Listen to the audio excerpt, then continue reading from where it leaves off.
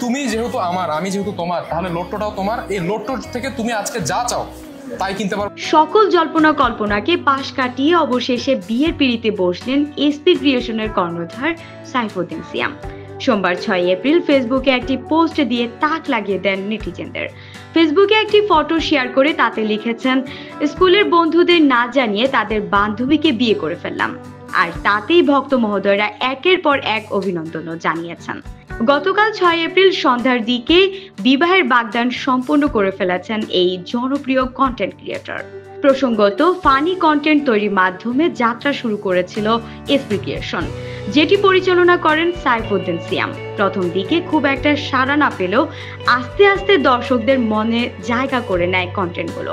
দর্শকদের ভালোবাসায় মাত্র অল্প সময়ে পেজটি ভক্তদের কাছে পৌঁছে গেছে।